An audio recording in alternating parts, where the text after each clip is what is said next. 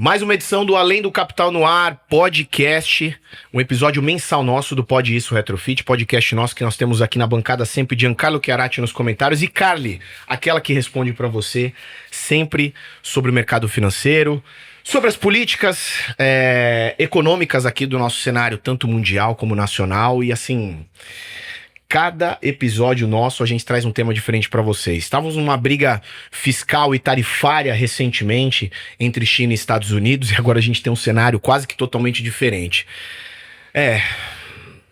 Taxa de juros aumentando, chegamos a 14,75%, estávamos no patamar de 10,50% ao ano para esses 14,75%, a maior alta desde agosto de 2006.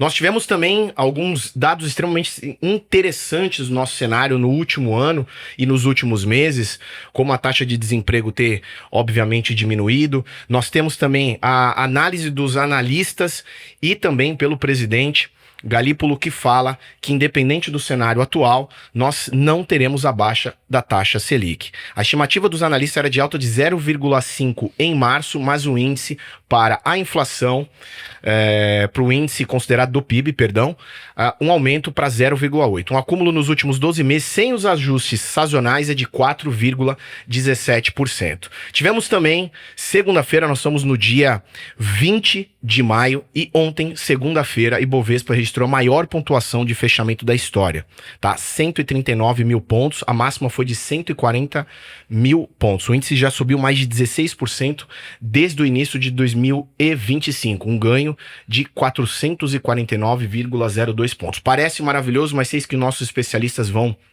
aqui pontuar. Tivemos ainda a queda seguida do dólar. A moeda recuou para R$ 5,65. No ano o dólar já acumulou queda de 8,5 pontos. Repetindo, segunda queda seguida diante do real. Os números parecem maravilhosos, mas podem ter certeza que nós temos aqui um debate fervoroso entre os nossos especialistas e esses números acabam não aparecendo, talvez pelos assuntos políticos atuais e principalmente um extremamente espinhoso, que tem o inquérito policial da Polícia Federal, que pegou desde mais ou menos de 2015 e 2016 uma fraude bilionária no INSS por conta de fraude nos consignados. Meus queridos, Carliane Vasconcelos, esses números são bons? Depende do ponto de vista, né? Sempre. Carliane tá parecendo advogada. Depende, mas né? Só falando em advogado, só por uma questão de compliance, eu e Giancarlo não somos especialistas, nós somos assessores de investimento, tá? Só por uma questão de compliance, senão minha advogada vai... A gente pode ser os maiores especialistas da sala. Uhum. Eu não falei da onde era, se era da região, se era do Brasil, se era... Então tá ótimo. Especialista de quê? Não, especialista na área de investimento, os dois sabem muito, pode ter certeza. Eu pedi pra eles, hein? Hoje tem embate. Porque cada um tem aqui um ponto a se colocar. Vamos tentar fugir do aspecto político, que vai ser extremamente difícil. Nós temos assuntos espinhosos para falar. Mas, de novo, os números, quando a gente começa a colocar eles na mesa, eles parecem maravilhosos.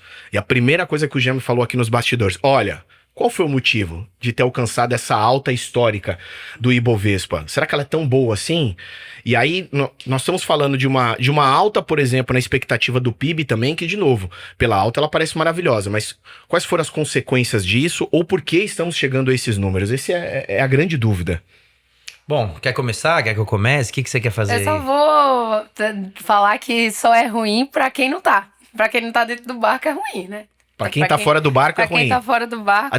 Tu tem que responder pra gente, quem é que tá fora desse barco, então. Cara, quem não aplicou tá quem fora não do barco. aplicou, então quem ótimo. saiu, né? Os apressados, que não aguentam... Quem realizou lucro. Que não aguentam aí um cenário de queda que era previsível. Então, assim, os apressados sempre tomam ferro. Não tem jeito, mas pode começar já. Os apressados tomam ferro também pelo histórico brasileiro, que sempre é muito difícil, né, você conseguir enxergar lucro e não realizar, porque o Brasil é uma caixa de surpresa. Qualquer enxadada pode sair uma minhoca, um escândalo novo. E legal, antes de você continuar, é que não foi somente o Ibovespa que teve essa alta aí histórica. O IFIX também, que é o índice do fundo imobiliário, né? Ele tá próximo também de marcar a alta histórica. E é algo desafiador, né, isso? Porque a gente tá numa taxa de juros de 14,75 e o IFIX batendo aí também quase a sua máxima. Então, novidades. Bom, vamos colocar aqui alguns pontos que são interessantes. Todos esses resultados que são aparentemente maravilhosos, e de fato são, a gente não pode tentar desmerecer o resultado do Brasil frente a todas as conquistas, né? Acho que uma postura do Galípolo para poder colocar mínimo de controle de inflação, conseguir conservar um pouco o dólar nos patamares de ali 5,60, 5,80, porque dólar acima de 6 é sempre extremamente degradante para a economia, para os importadores. É um luxo para os exportadores, mas uma péssima experiência para os... O mercado geral é ruim. Para os importadores, e a gente depende muito, né, dos importadores, cara. A gente consome muito produto importado. Então, né, todo um mérito. Eu acho que o Galípolo não vai conseguir peitar essa taxa de juros por muito tempo. 14,75. A gente vem desde o primeiro podcast. Isso é uma coisa que a Carly vem trazendo muito aí, recebendo todos os relatórios da XP e dos demais mercados, de que havia uma previsibilidade de 15%, né? E nós estamos a 0,25 só. E a gente também, em todos os outros podcasts, a gente falou de um rally muito forte nesses primeiros 6 meses. E depois, cara, um flat, para depois começar a digerir já. Lembrando que todo o resultado de uma reunião, ele começa a dar sentido dali a 6 meses, né? Então, as primeiras altas que vieram de 1%, que foram um pouco mais fortes, elas vão acabar rebatendo efetivamente a partir de agosto. Então, um dos pontos é porque eles não conseguem baixar a inflação de jeito nenhum. Então, a gente tem uma questão econômica que não cessa. Então, a inflação aí tá beirando aí os seus 5%. Então, é uma inflação muito alta, o nosso teto é 3%, então, assim, a gente tá fora, né, do range. Então... e o dólar a 5,65 faz com que a inflação aumente não só pela importação, porque a gente tem que pagar mais caro e colocar o produto na prateleira, mas também porque há escassez de mercadoria no Brasil, porque o produtor prefere mandar esse produto para fora. Imagina você podendo vender em dólar, num dólar nas alturas, ou ter que vender no mercado interno. Então, a inflação, o dólar, ele atinge todas as classes e não necessariamente só quem aplica em dólar, ou só quem importa, só quem exporta, né? Ele atinge o mercado como geral. E aí a gente tem também um outro benefício, que é o que a gente estava debatendo aqui antes de começar. Inclusive, esses trechos iniciais, Diegão, eu vou deixar aqui até, cara, uma sugestão. Você tem que começar a gravar 5 minutos antes, cara, porque sai muita pérola aqui, né? Sai muita coisa boa. E aí, um dos motivos da gente também ter resultados surpreendentes é porque a economia ela é global no contexto geral, e o Trump mexeu muito, né, na gaveta de todo mundo, cara. Ele mexeu zona do euro, ele mexeu China, ele mexeu países emergentes, e ele também mexeu muito com o mercado interno, com todos esses problemas de tarifa e etc. Trouxe aí uma discussão ferrenha para dentro dos Estados Unidos em relação ao crescimento dos Estados Unidos ser um crescimento efetivo, ou a gente entrar aí numa fase de recessão, né? Lembrando que uma recessão ela pode ser 2 PIBs negativos. Então a gente já pode ter aí um cenário possível de recessão. E aí, como a economia é global, o dinheiro é global, quando você começa a enxergar uma instabilidade num país tão sério quanto os Estados Unidos, a instabilidade não é a instabilidade do país quebrar, é só do país parar de performar e entregar resultado. Tá? Então, quando a gente começa a encontrar essa instabilidade, as pessoas elas começam a tirar o dinheiro dos Estados Unidos e vir para outras economias que têm potencial. Isso é uma justificativa tanto para a desaceleração do dólar, então quer dizer, os investidores globais, eles começam a sacar dinheiro dos Estados Unidos e tem que começar a encontrar economias que estão desaceleradas, que economias que comecem a mostrar sinais de melhoria. E aí, cara, ele começa a colocar dinheiro principalmente nos emergentes, né? Então, Brasil, México, Turquia, cara, não sei se Rússia, né? Porque Rússia ainda tem aspecto da guerra, mas, cara, grandes economias, por exemplo, a África do Sul, grandes economias emergentes, elas começam a receber muito capital. Então, teve uma desvalorização do dólar em frente a grande parte das moedas dos emergentes. Então são os investidores colocando dinheiro. Isso faz com que ele traga dinheiro para o Brasil, caia o dólar e aí ele precisa alocar em algum lugar, né? Taxa de juros já chegou a um patamar, então provavelmente a gente deve entrar numa subida muito leve ou num flat para começar a ter uma desaceleração dessa taxa de juros. O cara olha para a bolsa, né? Eu não gosto muito da bolsa em dólar, mas se você olhar para a bolsa em relação ao dólar, a bolsa está extremamente barata, eles começam a trazer muito dinheiro, não tem onde enfiar, compra mercado de capitais, compra bolsa, compra fundo imobiliário. Por isso que aumenta. Por isso que por essa alta. Exatamente. A alta, vamos lá, a alta tem uma cascata de dados muito bons, certo? Então, por exemplo, o As próprio... empresas reportando muito lucro, então não entra em demérito também o fator das empresas terem reportado muito lucro no último trimestre. Então, a cada trimestre eles têm que divulgar, né, obrigatoriamente, quem tem capital aberto, e veio aí numa levada muito boa. Se eu não me engano, a única empresa, assim, forte e relevante que teve um desempenho menor que no último trimestre foi a Petrobras. De resto, todas estão inclusive os deslanchando. bancos, que Inclusive os bancos normalmente... por causa dos juros também.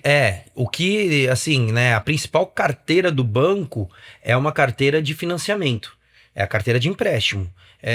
E a taxa de juros alta, ela sempre é impactante, né? Porque você imagina, o banco toma dinheiro, vamos supor que ele tome dinheiro do Tesouro Direto. Ele empresta dinheiro pro Tesouro, ele recebe o dinheiro lá, tal, e aí ele vai emprestar na outra ponta. Essa diferença é o tal do spread bancário. O valor que ele toma dinheiro, que pode ser tanto a gente aplicando, quanto ele tomando de banco, etc. Cara, tomando empréstimos de banco, que é o que forma o CDI, cara, esse aqui é o custo de capital para ele e depois ele tem que emprestar na outra ponta. Na hora que ele tem que emprestar na outra ponta, essa diferença é o ganho de capital dele. Aí não adianta ele tomar, por exemplo, a 14, 13,75, 14,25, 14,50... Você não acha que ele vai manter a 25, ele vai tentar jogar, só que ele não consegue, por exemplo, precificar esse valor como se a taxa de juros tivesse 5. Se ele estivesse tomando a 5, ele poderia manter, sei lá, uns 16, 17, quer dizer, ele aumenta o spread porque ele tem mais margem, certo? E a economia a 5% é uma economia pujante, cara, todo mundo precisa de capital e etc e tal. Com 14,75, uma taxa de juros, que é a referência para ele tomar esse dinheiro, ele não consegue jogar, por exemplo, o mesmo valor de spread, entendeu? Ele tem que diminuir um pouco esse spread para continuar mantendo viável. Mas ainda assim, eles vieram com recordes de faturamento. Aí eu pergunto para vocês, né? A gente sempre brinca que no meio... Nós que não somos da área, né? Eu brinco assim... quais são as empresas mais lucrativas, né? Sempre são os bancos, as instituições financeiras e as empresas petrolíferas. Então, o que você está dizendo ainda com esse spread menor, ainda com esses números que não são tão vantajosos assim para as instituições financeiras, isso é, o banco, ainda assim teve um lucro significativo. Teve um lucro significativo, eles foram destaques e além, acho que a Carly pode falar até mais. O próprio Bradesco, em um dia ele subiu de 15%, se eu não me engano, 16%. Então ele pagou o CDI em um dia para quem investiu. Entendeu? Então assim... É importante também lembrar de que como estava antes, né, se houve quedas, assim, Sim, mas quem entrou de um dia para o outro ganhou 15%. 15%? Exato. E para uma instituição como o Bradesco, que vale dezenas de bilhões, quem sabe centenas de bilhões, cara, 15% é muito dinheiro, cara. É muito dinheiro, certo? Imagina, por exemplo, se um Bradesco da vida aí tiver valendo 200 bilhões de reais, nós estamos falando de 30 bilhões de crescimento. É muita coisa para dentro de uma empresa, entendeu? Mas aí, até refutando um pouco o que você falou sobre margens, assim, eu não tenho acompanhado tão quanto a Carly pode dizer até melhor, né? Mas as empresas de commodities sempre foram empresas de faturamento, no geral, extremamente positivas, como Vale e outras siderúrgicas. Nós temos, por exemplo, empresas de agronegócio que também vêm com resultados extremamente positivos.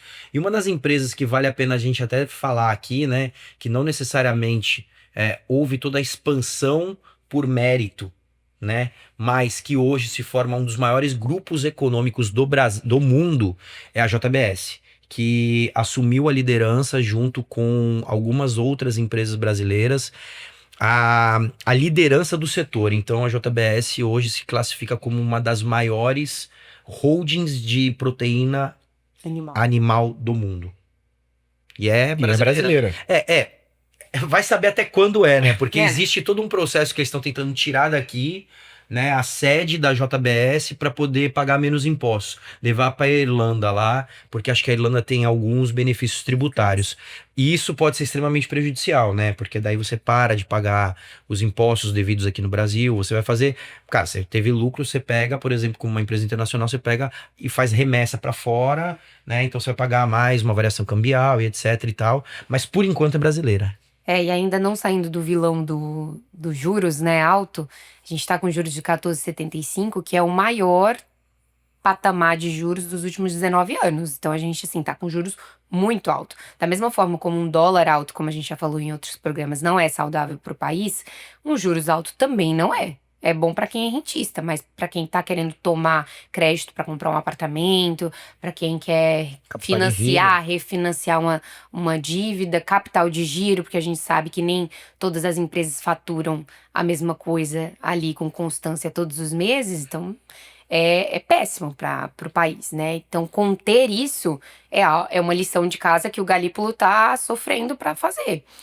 E quando saiu, 7 de maio, o Copom lá, bonitinho, a ata dizendo que subiu 0,5 e foi para 14,75, o DI futuro, que é negociado na Bolsa, no outro dia, estava misto. Então, tinha gente que estava apostando que o DI podia chegar a 16 e gente apostando que o DI podia chegar a 12. Então, a gente chegou em um momento muito diferente dos episódios anteriores, que a gente sabia que estava cravando todo mundo um CDI, uma Selic a 15. Beleza, Selic a 15 já é realidade para mim, porque 0,25... Agora Easy. 4,75, Agora sim. 14,75, né? Entendeu? Agora 14,75 em maio e a previsão era de 15 no final do ano, a gente vai ter que ter manter nas próximas reuniões os juros, ou subir 0,25 e manter até o fim do ano, ou não sei para onde os juros pode parar, não. E essa informação em relação à expectativa do próprio governo em relação ao PIB, né? Havia uma expectativa de 0,5 de aumento e a expectativa agora de 0,8. E aí nós temos uma diminuição do dólar. E, assim, a gente sempre fica muito confuso e eu acho que quem ouve também fica, porque o dólar alto é ruim. O dólar muito baixo é ruim também, dependendo da expectativa, ou dependendo da visão que você vai ter ou da percepção que você tem. O que é bom? Acho que esse é o primeiro ponto. O que é bom? E não se compensa ou não é bom também essa expectativa em relação ao PIB, que não se esperava um aumento tão grande? Cara, que tem um outro ponto ali que a gente... porque se a gente tiver que colocar, por exemplo, esses valores em valores monetários, tá? Um dólar alto pra gente é extremamente positivo porque a gente faz com que a gente tenha receitas recordes, né? Quer dizer, entra muito dinheiro no país porque a gente vende muita coisa. Só que existe uma outra métrica que são as balanças, que é o que a gente acaba analisando, que é a balança comercial, né? O que a gente exportou menos o que a gente importou. E a balança de serviços, né? O que a gente consumiu de serviços versus o que a gente demandou de serviço, o que a gente fez de serviços para terceiros. E aí acho que o ponto é esse, a gente tem que continuar de olho se a balança comercial tem um superávit ou se a balança comercial tem um déficit, né? Porque assim, o dólar, ele vai ser péssimo sempre para a inflação, né? Mas ele vai acabar, e aí a gente sabe que, pô, pelo amor de Deus, não estamos falando de governo, nós estamos falando de índices, certo? Mas a maioria dos governos, no geral, eles gostam de pegar a informação que é mais privilegiada. Por exemplo, se a gente não bater recorde de receita por balança comercial, mas a balança comercial for superavitária, eles vão parar de falar do montante de dinheiro e vão falar, olha só, uma balança comercial superavitária, o governo está fazendo A, B e C. Se por um acaso a balança comercial ela tá equilibrada ou então ela tem um déficit, ele vai falar, olha só, a gente tem recorde de faturamento na balança comercial. Você entende? Então assim, a questão do dólar ela fica prejudicial à população no geral, mas nesses dados para o governo é mais uma questão de olhar a balança comercial, a balança de serviços. Isso é a palavra-chave, porque para um país ser saudável, ele precisa, principalmente um emergente como a gente, que não tem tanta manufatura dos produtos que são produzidos aqui no Brasil. Então quer dizer, pô, o PIB ele é extremamente representado por construção civil no geral, né? Mas uma outra grande parcela do agronegócio. Então, pra gente que vive do agronegócio e que a gente exporta muito grãos, que a gente exporta muita proteína animal, cara, isso é mais importante a gente olhar para a balança comercial. Confesso para vocês que eu não tenho nem ideia se a gente tá num superávit ou num déficit, tá? Mas no caso do governo era importante a gente ter a clareza de a balança comercial está positiva. Significa que a gente está exportando mais do que importando. E aí o dólar ele vai impactar muito mais a gente como inflação. Muito bom. Eu acho que o mais importante e crucial é uma análise, entender que assim, o portal de transparência do governo é interessante e importante para que você saiba quais são os dados oficiais, ao mesmo tempo entender que as informações podem ser não do governo, porque não vamos partir desse pressuposto, não é mas governo, da não. mídia, né? Isso, Da mídia. isso. Seja de qualquer governo, ela não pode nem ser manipulada, senão obviamente seria obviamente questão, um crime. Você precisa fazer o comparativo com a informação, com os técnicos, com a mídia, e tentar entender com esse comparativo, compreender se realmente seja a balança comercial ou se esses dados são positivos para a população e para o comércio. Os órgãos, eles são muito mais vendedores, né? Porque os órgãos também têm presidente, tem toda uma hierarquia e eles querem mostrar serviço. Então é tudo dado de vendedor, né, cara? O cara vai ressaltar o que for, mas em momento nenhum foi aqui trazido, né? Governo A ou B, cara, fez melhor ou pior. Nós estamos falando só de formas de divulgar resultados. Outra questão que aí a gente vai ter que voltar, porque já falamos dos Estados Unidos, já falamos do hate, né, que caiu. Falamos do hate. Não, no hate ainda não. Foi antes do A gente falou podcast. só... Foi nos bastidores, é por isso que... Então, assim, foi a nos próxima vez pode ficar bastidores. tranquilo que nos cortes a gente vai colocar. Mas a Kaliane trouxe um ponto crucial, e eu falei pra eles, eu falei, olha, eu quero debate. Então, a Kaliane falou, não acho que o aumento dessa forma ou da Ibovespa tenha sido por esse. Se é por isso, se é por aquilo, enfim... Kaliane, quais são os motivos? É difícil cravar, A gente quer que crave, assim, não dá pra cravar, não? Não dá, mas fatos são fatos. Teve uma entrada de capital estrangeiro, então que o Jean até explicou já aí no início. E tem também a questão de incerteza dos mercados globais, que também ele explicou ali. Então começaram a olhar a gente como, opa, vamos ali. E aí entra também o fator das empresas reportando lucro e tal. Porque não dá uma chance pro patinho feio, né? Que somos nós, na fita, né? E aí, eu acredito que esse tenha sido um dos fatores de ter esse aumento aí no Ibovespa.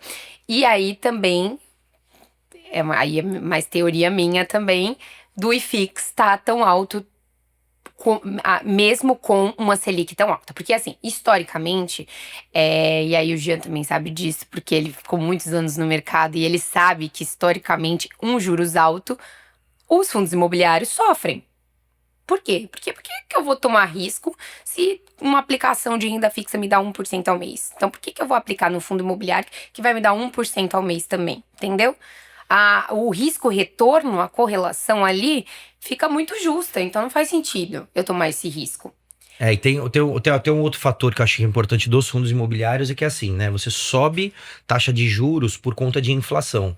E a inflação que o governo usa, né? Que é o IPCA, ele é um composto de vários outros índices de inflação. Inclusive, um pedacinho dentro dele é o IGPM, que é quem faz normalmente as reprecificações dos aluguéis, né? Que corrige o valor dos aluguéis. Então, quer dizer, se a gente tem uma inflação muito alta, o que justifica o crescimento da taxa de juros, significa que o próximo aluguel vai vir muito impactante para aquela empresa que tá ocupando um galpão, para aquele cara que tá ocupando uma loja no shopping. O custo fica maior, né? Exatamente. Então, era só esse parênteses. Não, mas tá correto, é isso mesmo. Mas a gente falou dos Estados Unidos e tudo mais, e a gente não continuou a questão do último episódio, né? Que era a guerra tarifária. China e Estados Unidos. Então, depois daquela patifaria que foi comercial global,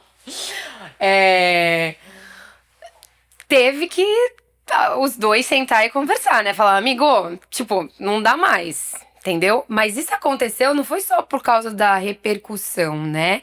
A gente teve uma repercussão negativa também nas ações que a gente comentou e passou, e aí eu acho que passou do mercado de capitais, foi pro Tesouro. E o Tesouro é uma aplicação muito conservadora. É a mais segura do mundo. É a mais segura do mundo. E aí, os treasuries lá do... Eu adicionei isso à lista trabalho. Bacana. Até ela quer participar. Acontece, e é desse jeito, porque a gente usa a IA para poder conversar com a gente. Não, A eu acho que Kaliana foi usa o as Siri. informações. A Siri, então a Siri também tá conversando com a gente e faz parte do jogo. É por isso. Tudo bom, querida. Enfim, voltando. Em qual parte eu parei? Que eu adicionei ao treasuries. trabalho e esqueci. Os treasuries. Isso. Com os treasuries caindo, opa, aí eles falaram, ih, deu ruim aqui mesmo. Porque até os títulos mais conservadores estão sofrendo uma queda, a galera tá saindo, porque cair basicamente é a galera sacando. Ou então... Uma incerteza, pô. Ou então o não interesse da aquisição. Uhum. Né? O Treasury é como o Tesouro Brasileiro, como o Tesouro Público Brasileiro. Então todo dia são emitidos dívidas. E aí chega um momento de que eles emitem as dívidas e aí... A galera não quer tomar. Não vai tomar. E se O cara risca? fala, tá fazendo um monte de cagada aí, eu não tenho uma baita de uma insegurança, por que eu vou comprar um título desse cara? E aí, cara, o governo não consegue trazer dinheiro para dentro de casa. Isso. Lembrando que, por exemplo, a própria China é uma das maiores investidoras de treasuries do mundo, tá? Treasuries, títulos bonds, e, cara, depois que começou essa guerra tarifária, houve um saque significativo, né, da China, até para mostrar algum nível de retaliação, né? E nos bastidores até ficou a possibilidade, isso é óbvio, cara, de quem, a gente que tá no mercado, que a gente segue site, e os sites que colocam outros tipos de informações na mesa, os caras falaram, cara, que chegaram a estudar até a possibilidade de brecar os resgates chineses. Imagina um negócio desse. Isso é óbvio, assim, não ficou tão divulgado e tal, não sei o quê. Até porque se acontecesse era uma guerra, né? Perde Aí o livre você. mercado, né? Isso que é Não falar. E aí, cara, você imagina você proibir o chinês de resgatar o dinheiro dele, cara. Não, aí. Aí, meu amigo, aí pode dar, Collor. podia dar uma merda. O Collor tomou da nossa carteira, né? Eles não vão tomar, eles vão falar, vocês não podem mais tirar. É um color reback. Mas a tática do Trump, então, assim, a gente pode colocar, Mas cravar. assim, ainda sobre isso, houve uma desaceleração industrial na China e uma desaceleração comercial nos Estados Unidos. Então eles tiveram que falar, opa, vamos resolver esse rolê. Porque aí o que aconteceu? Os Estados Unidos diminuiu de 145%, por isso que eu falo que é uma palhaçada, 145% para 30%. E China de 125 para 10. Agora começa a ter uma conversa. E aí eles estão nesse período de trégua, né? Por 90 dias, desde o dia 12 de maio, eles estão nesse período de trégua. E aí vamos ver como que o mercado vai se comportar. Sendo que é importante também falar que, apesar de tudo, os Estados Unidos, ele tem uma capacidade de recuperação muito diferente do Brasil e de outros mercados. Vamos falar de NVIDIA. A gente falou no último episódio de NVIDIA, questões de chips e tudo mais. Caiu bastante durante um dia. NVIDIA voltou tudo já. Então recuperou quase tudo em valor de mercado. Então assim, a capacidade de retomada é muito alta nos Estados Unidos. Então quando a gente... Aí lá vem a assessora de investimento. Quando a gente fala de montar uma carteira de investimento, não pode excluir um ou outro, porque esse mecanismo, essa oscilação, ela é natural e ela vai te favorecer em algum momento, se você for paciente, obviamente. E o mercado dos Estados Unidos é melhor nesse sentido de recuperação do que a China? Cara, ele é que assim, vou tomar aqui... Os Estados Unidos, minimamente, ele é mais transparente. É mais fácil você conseguir fazer as leituras do mercado americano do que do mercado chinês. Por exemplo, tem aquela construtora Evergrande lá que ela quebrou, era uma das maiores construtoras do mundo, cara, era uma das maiores construtoras da China, e os dados só vieram quando ela já estava a bancarrota mesmo, ela tinha capital na bolsa, cara. Então era assim, aí pro governo chinês salvar era um absurdo de dinheiro, só que, cara, os dados eram muito difíceis, né? Lembrando que a China é muito fechada, principalmente para essa questão de dados. Então, ambos os países, economicamente, eles estão estáveis, né? Eles são países, potências econômicas, comerciais e, cara, tudo que você pode imaginar, só que tem uma outra questão, que é a transparência. Certo? E atualmente, ainda, os Estados Unidos tem uma força política, tá? A gente não sabe até quando, mas hoje os Estados Unidos consegue passar a mão no telefone e restabelecer um acordo comercial. Porque grande parte da tecnologia que é consumida no mundo é americana. Então o cara não quer fechar uma porta da tecnologia, né? Então, por exemplo, o www é americano, cara, a 5G é americano, cara, grande parte de cara, o computador que você usa, todos os sistemas, cara, tudo, grande parte disso é americano, né? E isso é um compilado de dados. Os Estados Unidos não quer perder essa força, só que não na mesma proporção, mas, cara, ele passa a ser um pouco mais transparente. Então é mais fácil você acreditar nos Estados Unidos, tá? E voltar a investir nos Estados Unidos. E aí tem até um ponto, trazendo tudo isso que a Carly falou, que é dos novos patamares das tarifas, tá? Que é 30 e pouco, 30 e pouco. 10. Os Estados Unidos já está faturando muito mais do que já faturava, certo? Então ele já tem aí uma receita adicional por conta dessas tarifas e acredita-se que ainda assim, na renegociação até o término dos 90 dias, os Estados Unidos vai sair muito beneficiado dessa negociação em relação à tarifa que era cobrada e à tarifa que vai ser imposta. E é muito interessante porque eu conversei essa semana com um cliente meu que já investiu nos Estados Unidos, de investir mesmo lá, e ele já foi residente também. E aí, conversando com ele sobre essas questões do Trump e tudo mais, ele falou um assunto muito interessante, porque eu gosto de ouvir opiniões divergentes da minha para sempre acrescentar além do meu ponto de vista, porque é importante isso na hora de criar um diálogo. E ele falou assim, mas você não acha que ele está certo? Aí eu falei assim, eu até posso achar que ele tá certo, mas a forma como ele conduz, eu acho errada. Aí ele falou assim, mas ele continua estando certo, pelo ponto de vista dele. É o meu país, protecionista e tudo mais. E aí ele falou assim, hoje os Estados Unidos é o país que mais consome insumos externos. E o que ele quer fazer é exatamente isso. Trazer de volta os insumos, a gente comentou isso no outro podcast, para dentro do país dele. Para ali fomentar mais a economia local. Aí eu falei assim, pensando que se a gente fosse falar assim do Brasil, né? Eu concordaria se meu presidente também fizesse isso, né? Da gente aquecer internamente e tentar de alguma forma desacelerar com outras relações. Mas aí eu continuei batendo nesse ponto pra ele. Eu ainda acho a forma como ele executa errada, muito estridente. Eu acho que não precisava de tudo isso, de mostrar tanto, bater tanto no peito e dizer que não precisa, quando de fato ele precisa, né? A gente volta pro ponto da balança comercial, né? É uma balança comercial que provavelmente é desequilibrada lá, por mais que os Estados Unidos também seja um exportador de commodities muito forte, mas a balança comercial lá pode ser... Ele enxergou que tem uma diferença muito forte, que eles consomem muito produto importado. O que eles devem ter um superávit é na balança de serviços, né? Que é a prestação de serviços, tecnologia, etc e tal.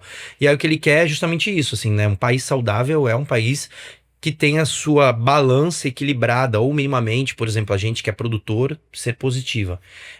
Só que você tem diversas formas de lutar. E num dos podcasts, quando ele foi eleito, e aí ele começou a causar tudo isso, acho que eu trouxe esse ponto de falar, cara, as formas de luta dele são muito polêmicas, né? Porque ele gosta de criar um caos, e aí depois, então tá, vamos sentando aqui e vamos costurando, mas primeiro tá aqui o caos, tá? Tá ruim pra você, tá ruim pra mim, vai ficar muito pior pra você, e eu sou Estados Unidos, eu me viro por muito si reativo, só. né? Muito colérico. Aí daqui a pouco o cara, ó, vamos sentando aqui, beleza, não quer assim? Então faz isso pra mim, faz aquilo. Então tem... Os dados dele, às vezes, parece que são bons, principalmente nos Estados Unidos, né? Óbvio, é a cultura deles, é a economia deles. Mas é isso, né? Essa cultura do caos e dentro disso, uma série de situações extremamente periculosas, digamos assim, o que faz com que a gente tenha também uma reação, né? Ou um pouco mais reativo quando a gente vai dar a nossa opinião aqui, extremamente leiga, né? De falar, olha, eu não gosto desse político, eu não gosto dele. Pô, a reação dele é daquela forma, dentro daquele cenário. fugindo do aspecto econômico, tem diversos discursos que às vezes acaba sendo um pouco racista, um pouco homofóbico, faz com que a gente também seja reativo a esse tipo de coisa, né? E aí, assim, ele cria esse caos. A gente não sabe, Jean sempre pontua isso pra mim, né? Que olha, não é bem por aí.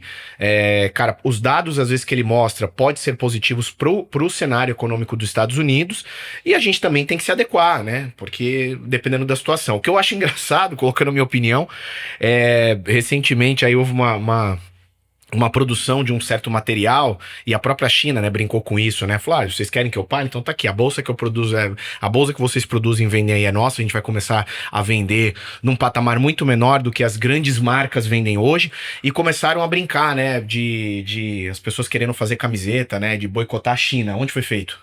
Na China. Boicote a China, feita a camiseta na China, e a China fazendo a caixa para mandar para os Estados Unidos. Isso então é muito, muito interessante, porque no primeiro momento todo mundo sabe que foi feita, que uma bolsa foi feita lá, né? Mas o produtor vir a público e falar, olha, foi eu mesmo que produzi, choca, foi né? eu que fiz. Mostrar todas as artesãs chinesas fazendo à mão realmente uma a uma, explicando por que que a produção de uma Prada, apesar de ser exclusiva, ela tem que ser feita em uma escala de 1 a 100 bolsas, e não são vendidas 100 bolsas no mundo. Então uma parte vai realmente para o mercado, que seria mercado secundário? Não, né? Chamado paralelo, seria secundário. Paralelo, mercado paralelo, sendo mesmo assim original. Mas tudo isso revela, e eu fiz até um vídeo sobre isso, postei no Instagram, por uma micro bolha, mas enfim, isso revela que as pessoas elas não compram o produto. Bom, elas compram a marca. Sim, não é o físico, não é? Elas compram a marca. Elas compram a marca para serem aceitas em uma sociedade, elas compram a marca para terem aquele status. Então, assim, eu espero que uma pessoa que esteja pagando 20 mil reais numa bolsa a 50 mil reais tenha uma boa grana guardada. Porque senão você só... Nem sempre, né? Ainda ficou aquela levada, né, de que bolsa era investimento. Aí todo Bolsa era mundo que tinha um investimento. trocadinho saiu correndo para comprar bolsa. A justificativa de que é investimento. De fato, existe um mercado aí. Existe um mercado de second hand, né? De luxo, que inclusive, assim, gira bastante a economia aí de luxo. Mas é sobre valor, né? Essa bolsa ou ter uma aplicação. Então, tipo assim, a gente vem de uma questão econômica muito complicada. As pessoas gastam antes de ter, né? Alguma coisa. Então, não adianta. Não é sobre pagar mais barato. Tudo É sobre ter. Eu preciso ter. Esse eu viés preciso econômico mostrar. e cultural, exatamente, né? Ele passa por um cenário antropológico, sociológico, né? E a gente teria que conversar sobre isso para falar de todo esse cenário econômico, seja mundial Saiu ou uma nacional. pesquisa dos Estados Unidos que 95% das pessoas que ganham na loteria ou, enfim, prêmios, que são aí milionários, elas perdem essa grana.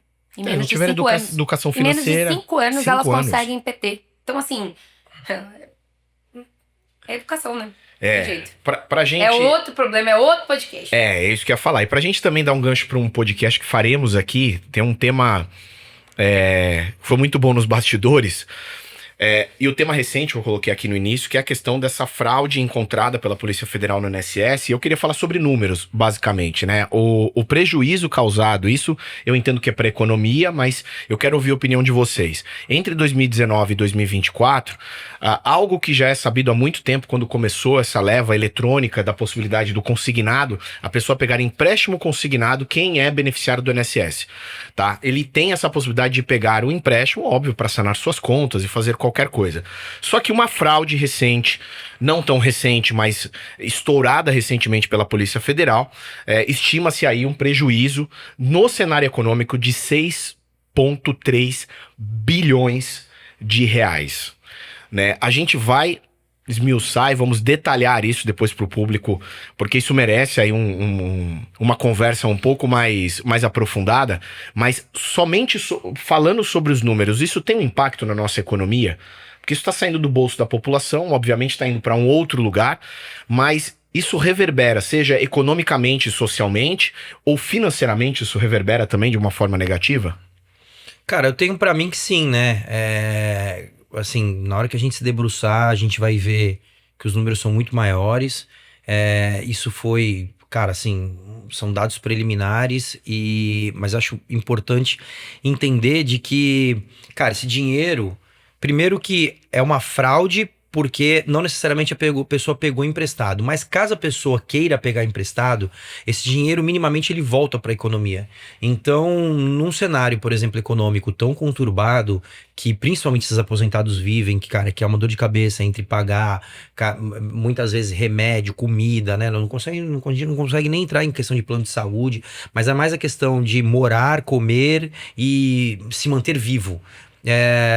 Minimamente esse dinheiro volta para a economia, né? Então esse cara paga um aluguel, ou então precisa manter suas contas em dia, precisa passar numa farmácia, comprar os medicamentos para se manter vivo, precisa comprar comida. Cara, o dono do mercado consegue pagar o funcionário porque ele volta a ter giro. Cara, esse dinheiro ele deveria estar na economia. A partir do momento que é criado uma fraude, que é detectada uma fraude, significa que esse dinheiro que teria que ter ido pro bolso de alguém, e muitos alguéns, né? Ele foi concentrado para ser corrompido e provavelmente, cara, né? Como mostra o histórico, esse dinheiro provavelmente nem no Brasil mais está. Então, hoje, nos patamares que nós estamos conversando, algo em torno aí de 6 a 7 bilhões de reais para de ser fomentado na economia, para ir para bolso de determinadas pessoas. E acho que tem um outro ponto também, né? Esse dinheiro ele sai do INSS para poder, supostamente, ser emprestado para terceiros. Cara, beleza, a gente já tem uma questão toda polêmica dos gastos do governo, né? Não desse, mas, cara, historicamente, de todos, a gente sempre tenta fechar. Pô, o governo, a gente vive vendo que o governo tá em déficit, que o governo tá quebrado, aumenta o valor da dívida, relação PIB e tal, não sei o quê. Some 7 bilhões. Por que some? Tem que sair de algum caixa. Não, isso sai da instituição financeira, né? Porque é empréstimo, né? Não, sai então, mas, sai cara, dos bancos. Sai dos bancos esse valor. Não, mas tudo bem, que sai dos bancos, certo? Tudo bem, mas, cara, esse dinheiro, ele está envolto dentro da economia. E se sai? Porque o INSS tem que autorizar. Você acha que o banco, né, que provavelmente vai começar a participar dessa investigação e etc., não vai acionar ninguém? Não vai acionar o governo? Fala, peraí, velho. Até porque é assim, eu emprestei supostamente 7 bilhões. Aí começa a ter esse problema. As pessoas, elas param de pagar. É o banco que vai ficar com o prejuízo? O INSS mandou liberar. Eu liberei. E aí? Esse dinheiro não vai voltar para a economia. Isso é um ponto crucial. Acho que a gente fica preocupado em falar como começou, como acabou, ou como vai ser feito, né? Só que isso é um ponto importante. Cara. Nós temos 7 bilhões no mercado que eles deveriam voltar, e deveriam voltar. Vou colocar uma conta aqui, e voltaria 10 bilhões, né? Exato. Porque eles estão falando de empréstimo e, obviamente, o banco precisa lucrar. E aí, sem o aspecto de opinião aqui. Então, você tem que voltar para o mercado 10 milhões. Voltaria para que seja fomentado novamente. Exato. Corre um grande risco, um enorme risco desse dinheiro não retornar. Exato. E aí o governo criou lá um E portal se para retornar, poder... volta errado ainda, né? Porque vai ser corrigido esse valor? O corrigido pela taxa de juros, isso né? corrigido. Pela taxa de juros que é cobrado, que é incidido, né? Porque o lance é o seguinte, cara, supostamente a pessoa vai até a instituição, pede o financiamento, né? Assina toda a documentação, o empréstimo, perdão, assina toda a documentação, né? Manda pro INSS, o INSS, para que ele seja descontado. Para que seja descontado na folha. O INSS libera, tá? E aí, cara, dinheiro cai na conta desse cara, beleza. Inúmeros foram feitos ao longo dos anos. Isso não caiu na conta do aposentado, caiu na conta de terceiros. O aposentado continuou sendo descontado, tá? E continuou pagando a instituição financeira. Aí o governo fala, opa, peraí, tem uma fraude, breca. Qual a primeira consequência que o cara vai fazer? Peraí, se eu tô fazendo parte de uma fraude, eu não vou pagar mais. Aí começa a ter uma inadimplência. Tem 7 bilhões rodando. O banco para de receber. Quem que o governo vai... Quem que a instituição vai acionar? Governo, o negócio é o seguinte... Você me deve 10 bilhões, que é o 7 mais a correção, tá? Ah, eu não vou pagar. Vai sim, porque o INSS autorizou. E aí? Então, quer dizer, a gente tem esse buraco que o governo vai ter que sanar. Eu acho até, dando minha opinião, eu acho até que pode ser que seja, por exemplo, metade desse valor. Eu acho que porque porque tem o histórico e tal. Não, tem fraudes dentro do próprio banco, né? Então, além do INSS, você vai ter dentro do próprio banco funcionários, entendeu? Que autorizaram também, né? Então, passa pelas entidades, as entidades precisam autorizar. Então, de novo, não é o foco, mas é apenas para explicar para a população. Já foram presos e exonerados procurador-geral do INSS, nós estamos falando de advogados, né, que são servidores, nós estamos falando servidores diretos da entidade, gente dentro do ministério e o próprio presidente do INSS. Então são várias formas, inclusive um agente da Polícia Federal que estava envolvido, que eu acho que engavetou por muito tempo o processo, os inquéritos, para que isso não acontecesse. Uma quadrilha, né? Não, sim, é uma quadrilha. E aí o interessante que o Jean colocou porque assim, além disso, digamos, vou colocar esse nome, tá? Um calote que o banco vai acabar recebendo, você tem que devolver uma parte para a população, porque ela foi descontada. Então, Exato. aquele aposentado que teve, sei lá, R$2.000 até agora, né? Ele teve R$3.000 de desconto, porque ele teve lá 200 e pouco por mês, descontado todo mês. O governo federal, ele precisa fazer um balanço e isso vai ser devolvido. Pode ter certeza que, historicamente, nos outros governos, isso é sempre feito, né? Isso é um acordo que se é feito com a procuradoria e fala assim, tudo bem, então resolve a população que é a parte mais carente e devolve o dinheiro. Então, além do calote no banco, o governo ainda tem que despender dos cofres públicos para devolver para a população esse consignado, esse valor retirado. Eu vou entrar aqui de gaiata no navio só pra falar que, tipo assim, a gente vive numa bolha, né? A pessoa que tá ouvindo esse podcast não vai ser a pessoa afetada por esse rombo aí do INSS. Mas provavelmente você que tá ouvindo conheça algum idoso, né? Tem alguém que trabalha na sua casa. Afastado, pensionista. pensionista. Então, é papel nosso instruir as pessoas. Baixa o aplicativo do meu INSS, usa o teu CPF lá pelo Gov, vai aparecer se você tem ou não para receber direto pelo aplicativo. Então, já tá liberado para você consultar. Ele sabe tudo, que é isso aí mesmo. Vai no app, meu povo. Quem tem, sua mãe, seu pai, seus avós que estão lá, estão preocupados, tira o extrato do INSS que vai estar lá bonitinho, Seus escrito consignado. De serviço. Exatamente. Ou o que a gente sempre fala, né? Já que a gente tem que privilegiar, procure um advogado. Se está tão preocupado, se de repente você não tem essa devolução desse dinheiro, procure um profissional habilitado que ele vai olhar a sua documentação. E não se preocupem, tá? Isso aqui é um plano de debate, pode ter certeza que a economia, como diz nossos especialistas, né? Ela vai se reformular, rombos aparecem, acontecem, mas uma hora a economia, a gente daqui a pouco esquece esse assunto, porque ela vai chegar ali, os mares que estão tão revoltos, uma hora ele vai chegar e vai ter uma pequena marola. Eu espero, né, cara? Espero também. E, por favor, prazo de imposto de renda em até 30 de maio. Vai fazer seu imposto de renda. Meu Jesus. Vai fazer seu imposto de renda que se atrasar, o leão vem forte. Fala, meu Jesus. Por que você lembrou disso? Você quer falar com o contador faltando quase uma semana. Não, ela tá com a minha documentação. Você é o terror do contador, não seja igual o Dauno. Minha contadora é maravilhosa. Resolva isso antes. Um abraço pra ela que tá resolvendo os meus problemas lá, BO. BO só tem quem não tem dinheiro, gente. Deixar isso muito claro. Até 30 de maio. 30 de maio. Resolva o seu imposto de renda. Resolva. Voltaremos com esse podcast para falar sobre isso. É um assunto importante que pode ser uma linha aí de serviço para a população. Então a gente vai contar essas histórias todas. Tem uns debates bons em relação a esse assunto. E traremos as novidades no próximo mês, no próximo episódio do Além do Capital. É isso? É isso. Será que juros sobe mais? Será que juros para? Pra onde vai os juros? Me dá até um ciricutico, como diz os mais velhos, viu, mano? Só pensar nisso. Mas é isso, meu povo. Obrigado mais uma vez, Além do Capital. Sempre com eles. Giancarlo Chiarati comigo aqui na bancada. E ela, Carly Responde, Kaliane Vasconcelos, sempre dando aí as melhores dicas pra vocês. Fiquem ligados. Mensalmente estamos aqui com vocês, tá? Sempre próximo de algum assunto extremamente relevante e polêmico, pode ter certeza. Obrigado mais uma vez por vocês estarem aqui comigo. Valeu. Valeu, gente. Beijo no coração. Tchau, tchau.